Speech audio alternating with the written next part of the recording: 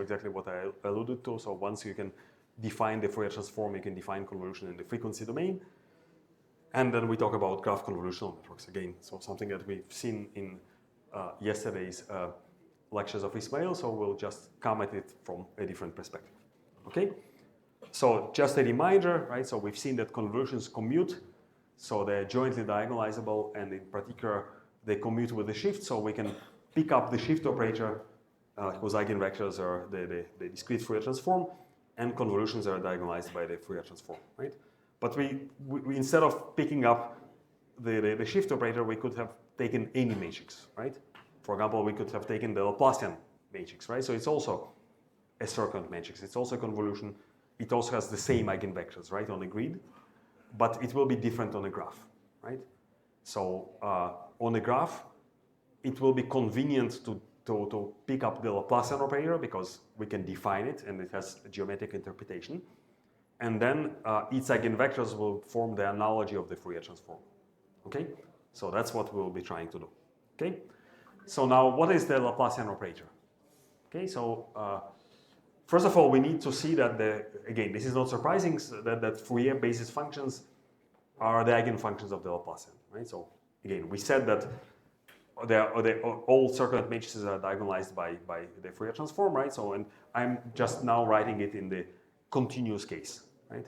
So it also works in the continuous case, right? So if I take the Laplacian operator, which in this case is just second order derivative of a complex exponential, I get back the complex exponential multiplied by the frequency squared, right? So whether there is a minus or a plus, you might ask the question, why don't I have the minus, right? Because the square of the complex I will be, well, -1. So I define here the Laplacian as minus second order derivative, right? So there is different convention in mathematics or physics books, whether the Laplacian comes with minus or with plus. It's convenient to define it with minus, so it's positive semi-definite, okay? Now, what is the Fourier basis? It's orthogonal basis that minimizes the Dirichlet energy. So the Dirichlet energy, I already mentioned it.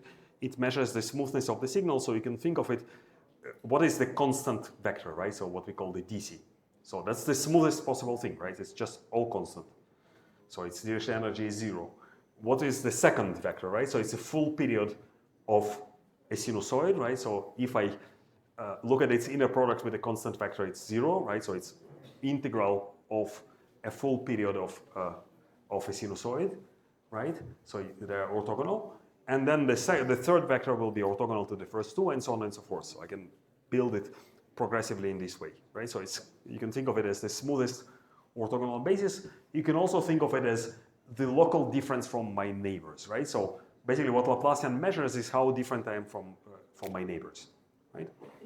So on a grid it looks like this, right? So it's the difference between xi and the average of the neighbors, right? So up to normalization, this is what it is. And therefore it appears you will find the Laplacian more or less in every equation of mathematical physics. So the heat equation, for example. So what does heat equation encode? It's what is called the Newton's law of cooling.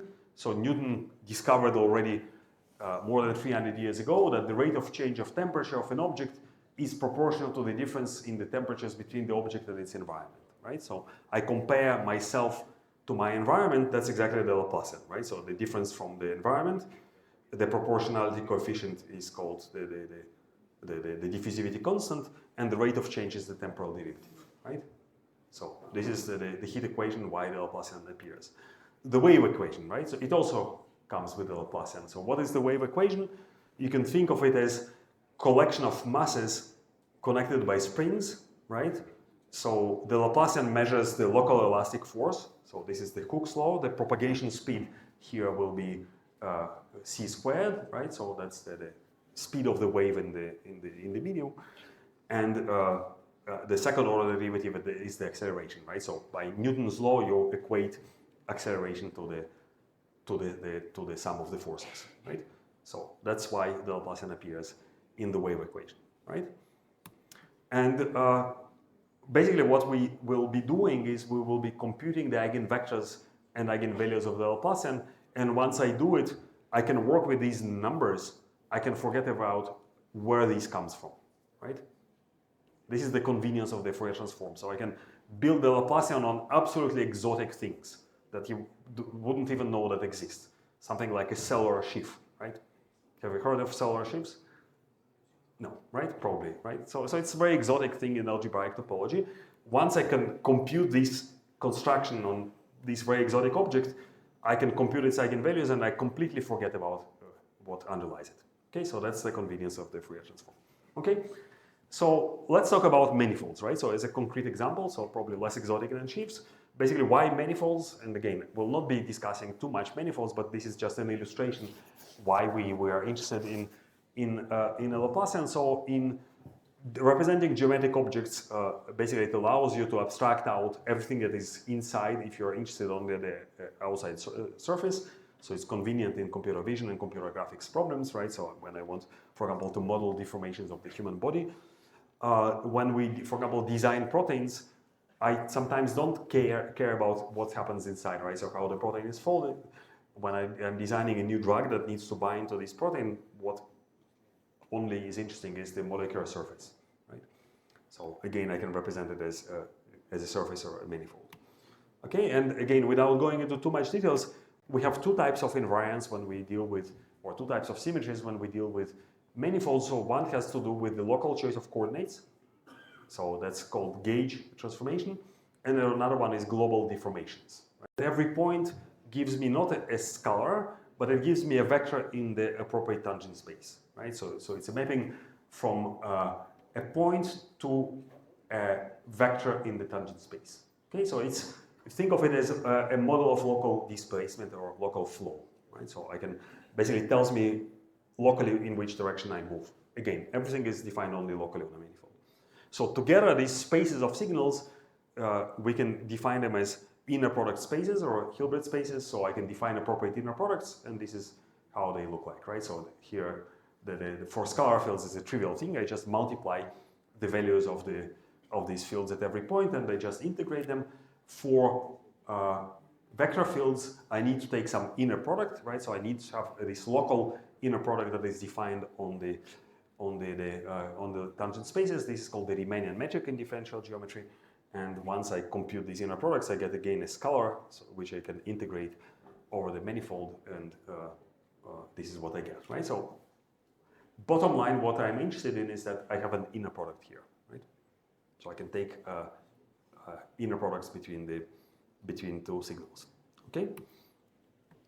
Now, what is a gradient on the manifold, right? So sometimes it's called the intrinsic gradient. So as you probably know from the intuitive explanation of a gradient, it's direction of steepest increase, right? So when I have this, for example, temperature, and I'm at point U, I can ask in which direction do I need to go so that the temperature increases the most, right? And here it is pointed to by this green arrow, right? So this is my vector, again defined at the tangent space at this point, right? And you can use it to define a directional derivative, right? So for every direction, I can ask how much my scalar field changes, right? And the differential, right? It tells me how much this function changes. So the representation of this inner product, right, is exactly the gradient, right? So it's again you can represent it as a vector in the tangent space, okay? And I can do it at every point, right? So then the intrinsic gradient of a vector field is a vector field that tells me the steepest increase of scalar field at each location. And I can think of it as of a gradient as an operator that takes me from scalar fields to vector fields, right? So for every scalar field, I can produce this vector field that points into the directions of the steepest descent. I can do the opposite, right? So this is called the divergence. Like in classical calculus, you have the flow of a field through infinitesimal volume. So that's exactly what it is, right? So I can take a small circle or sphere around the point U and see how much flow comes in and goes out, right? And I can write it as an operator. So the operator takes a vector field and produces a scalar field, right? So basically, the flow through a small sphere at point U, it will be the divergence of the vector field, okay? So the two operators are adjoint. So if I take my scalar, so if I have two fields x and x bar, right? So the scalar and the vector field, I can write the equality between the inner products, right? So just pay attention, these are different inner products. So this is an inner product between vector fields, this is an inner product between scalar fields, okay? But they are the same, and I can move the operators under them, so I can define the divergence of the gradient as the Laplacian operator or the Laplace-Beltrami operator. Again, depending on the notation, it's defined either with plus or with minus. We typically use the minus as the notation. And basically what it measures is the local difference between the function at a point and its average neighborhood value, right? So how different I am from my neighbors. Okay, so it is intrinsic, so it entirely defined in terms of the Riemannian metric. It's self-adjoint, right? So if I represent it as a matrix, it's symmetric. And we know about self-adjoint or symmetric operators that they have real eigenvalues and orthogonal eigenfunctions, right? So I can take, basically, I can will be able to do the eigendecomposition of this operator in a convenient way, right? So I don't need to work with complex functions. Now we can define the Laplacian on meshes, right? So I can discretize my manifold as a collection of triangles, right? So these are called triangular meshes, basically the Laplacian can be expressed like this. So if I have a mesh and I have this collection of triangles around node, let's call it U. So the Laplacian looks like this, right? So it's very much like what we've seen before. So we have the difference between xu and xv at some nearby point, and we have a weight that is attached to the edge between u and v, right? And if you look at the geometric interpretation, basically what is written here is myself versus my neighborhood, right? So this is the value of x at point u, and this is the average of x in the neighborhood of u, okay? And I can express it as an n by n matrix that looks like this, d minus w, where d is what is called the degree matrix, right? So it's the sum of the weights at every node, and typically it is sparse. So it has order of n non-zero elements. So for in computer graphics, in particular in geometry processing, people like to use this cotangent formula that is intrinsic, so I can express it entirely through the length of the edges. And again, this is just a choice of these weights w, right? So I can define it like this through the length of the edges of the mesh. Okay. So again, you don't need to memorize it. So this is just to show you that it all fits within the same pattern, right? So the Laplacian graph will look exactly like this. Just the choice of these weights that will be different. But what I wanted to show is how we interpret geometrically and physically what the Laplacian and its spectrum is, right? And for this purpose, let's do this experiment. So we take a plate and we put a layer of sand on it and we apply vibrations to this plate. So I don't know if you can hear it.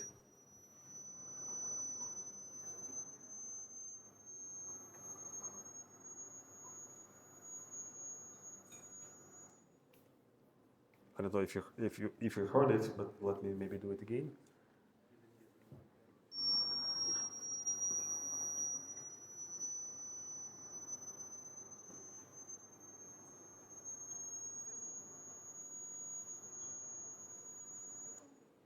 So basically with the frequency of the sound changes, it increases, and you see these patterns of sand forming.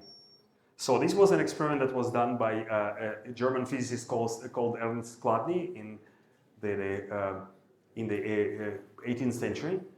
So he tried to visualize why certain musical instruments sound better than others, right? Why a Stradivari violin is very pleasant to listen to and some cheap student violin is unbearable. So he put this layer of sand on the decks of these instruments, and he tried to see these patterns. And at that time, of course, there was no really understanding of what is going on. So he was just showing the experiment without providing a mathematical model. So apparently Napoleon was so impressed by these experiments, he offered a reward for somebody who could explain what it is. Of course, nowadays we understand exactly what is going on. So we have the wave equation that describes the waves that that go through these vibrating surfaces. And the way that you solve the wave equation, so you do it by separation of variables, right? So you assume that your solution, which is a function of position and time, looks like this. It's product of the spatial part and the temporal part. If you plug it into the equation, you get something like this, right? So we have phi second order derivative of tau equals to the Laplacian of phi tau, right? I can divide everything by tau and phi on both sides, so it looks like this. And because this is true for every t and u, I can just call it a constant. Let's call this constant lambda. And if I now look at the spatial part, you will see that the spatial parts of the solution are the Laplacian eigenfunctions. So physicists sometimes call it the Helmholtz equation, and it looks exactly like what we've seen before. So it's the delta phi equals lambda phi. So the phi's are these vibration modes, and lambda are the vibration frequencies. And what you see in these patterns are the zero crossings of the eigenvectors. So these are basically where you have a standing wave and where the wave doesn't go up and down. So these are exactly the zero crossings, and they appear at some frequencies. Which frequencies? The eigenvalues lambda, right? And basically this way you can visualize the eigenfunctions of the Laplacian of this domain. Okay. Now, what sort of information is contained in the Laplacian spectrum, right? So first of all, we know that it's countable if we have a compact manifold, right? And all physical objects that we consider are compact. You can do the trace expansion, right? So if you take the heat operator and you expand it like this, so you can, for example, get the area from it. You can get the topological constant like the genus, right? Or the total curvature. And the question is, if you continue it like this, right? So if you take all these coefficients, can you recover the metric? Can you recover the structure of the manifold, right? Up to an isometry. And we can, for example, get this asymptotic law. So this is due to Weil. And he showed that for a manifold, basically there is a linear trend that the eigenvalues follow asymptotically. And this was actually used in computer graphics as shape descriptors. So you can classify different shapes based on the Laplacian spectrum, right? So we know that isometric shapes have the same spectrum, but we don't know whether the opposite is true, right? So one direction it's obvious, right? Because the Laplacian is intrinsic, so its eigenvalues are totally prescribed by the metric. But the question is where there could be an ambiguity in the opposite direction, and this was formulated as a question: can we hear the shape of the drum? Can we recover the metric from the eigenvalues of the Laplacian?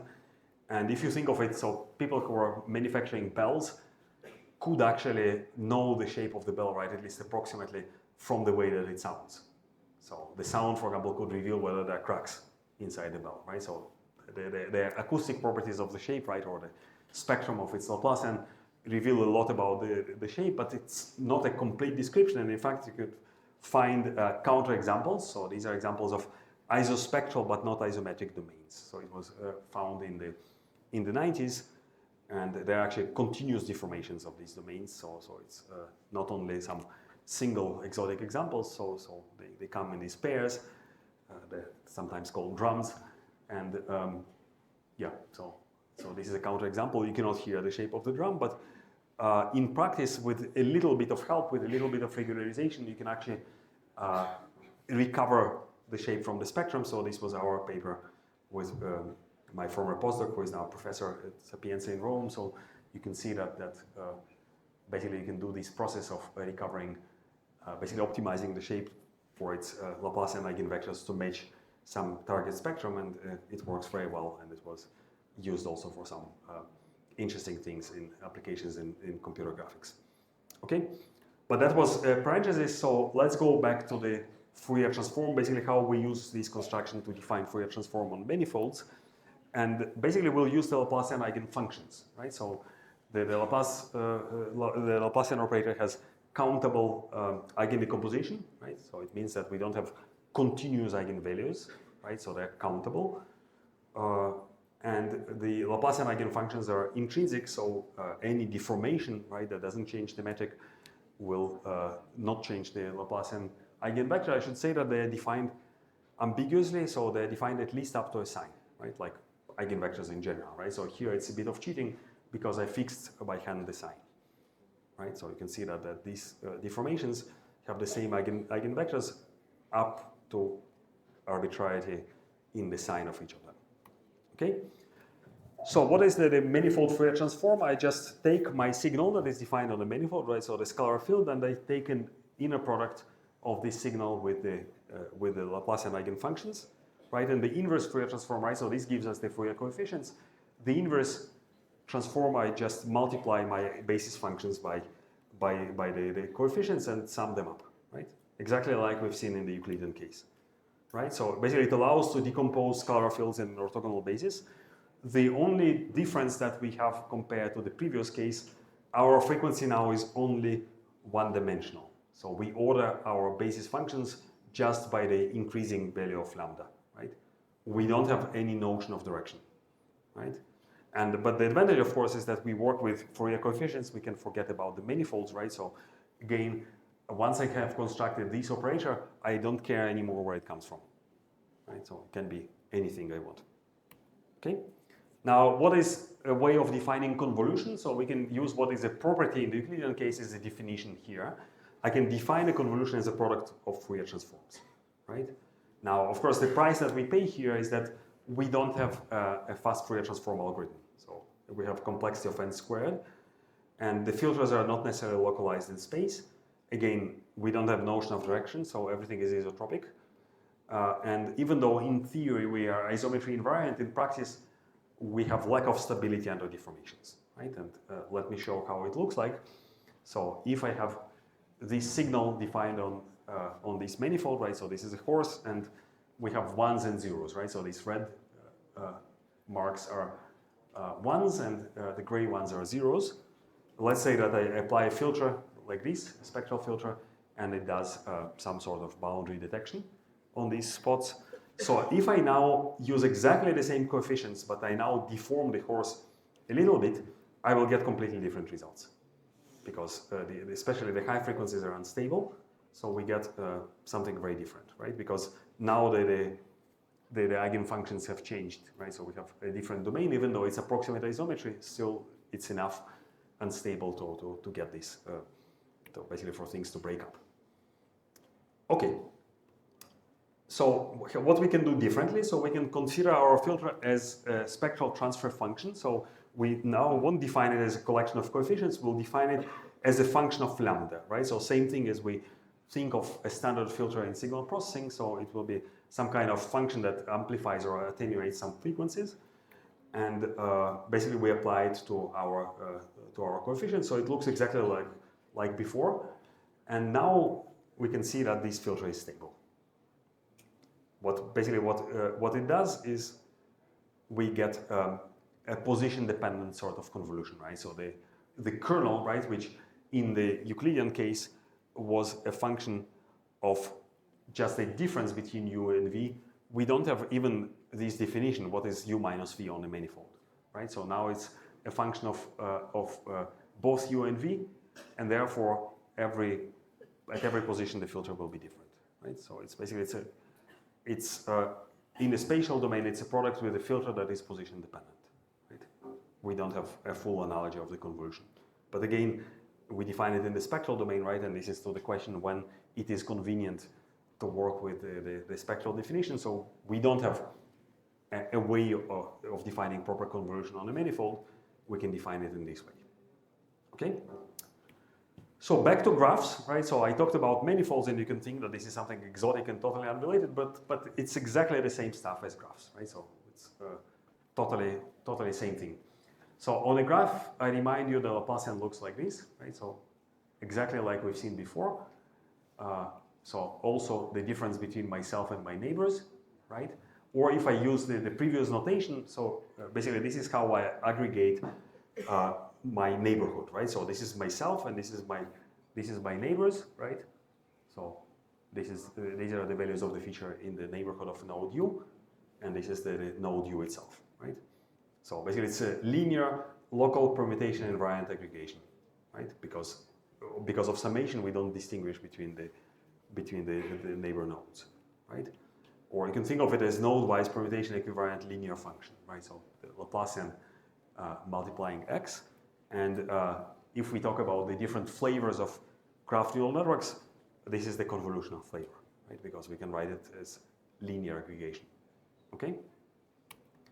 Now, basically there is this class of GNN architectures that are called spectral GNN, so it's a little bit unfortunate notation or unfortunate terminology. So typically, one of the first ones actually was using explicitly the graph Fourier transform, but this is not a stable way of doing so, as we've seen, so nobody really uses it. And then we can just define parametric filters, polynomials or rational functions, where the coefficients are learnable. And this was one of the first practical spectral convolutional neural networks, the ChebNet, by Xavier Bresson and Pierre van der Geinst. And you can also show stability results for these kind of architectures. So you can show that if you modify the underlying domain, in this case a graph, if you perturb it in a certain way, then the filters remain stable. And basically it was inspired by the previous work on graph signal processing, so how you can basically replicate all the constructions that exist in harmonic analysis where your underlying domain is non-Euclidean when it's a graph. So there are basically these two schools, one coming from van der Geinst, where using the Laplacian and its eigenvectors as the analogy of the Fourier transform. Another one was coming from José Moura, and the approach there was to use the adjacency matrix of the graph as an analogy of the shift operator. Again, in the Euclidean case, both are the same, so they're all commuting matrices. In the case of graphs, they produce different results. And both ways are legitimate ways of doing it. So again, on a graph, basically the same way as you have on a manifold, you just have this multiplication by a matrix of Laplacian eigenvectors. And this is a heavy operation because it requires multiplication by a full matrix, so it's order of n squared operations. So the idea of ChebNet was to use a polynomial spectral filter that is applied directly to the graph Laplacian. So basically you take the powers of the graph Laplacian without computing its explicit eigendecomposition, right? And because Laplacian is sparse, right? So the number of non-zeros is as the number of edges in the graph. You can apply it efficiently, and it's also, you can show it's stable under deformation, so you don't run into these disasters that we've seen with this galloping horse example. Okay? And basically the only spectral in it is just the definition, because it simply boils down to local averaging, right? So that's the convolutional flavor of graph neural networks. Okay?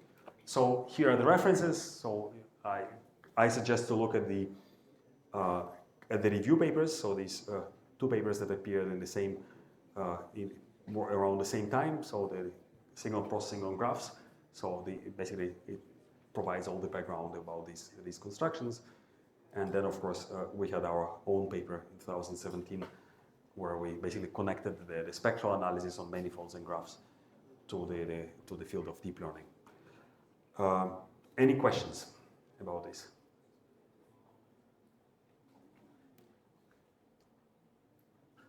Yeah, questions?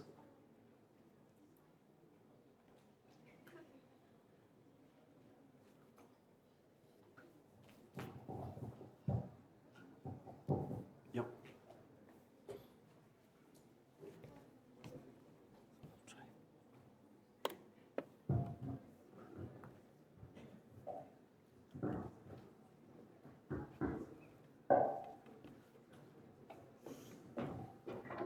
So, hello sir. So my question is, so in non-Euclidean space, you said that in manifolds you need to first derive the eigendecomposition and solve for the Laplace transform. So that would take so much time. It would increase the time complexity. So how do you optimize it? Well, so you can see it here on for example, in the ChebNet, you don't explicitly compute the Fourier transform. you just take the powers of the Laplacian, and this is just a sparse matrix. So you don't even need to compute these matrices. You can compute it with the standard graph operations, right? So it's essentially averaging your neighbors and subtracting them from yourself. So it's more an analysis technique or a way of parameterizing your filters than anything else.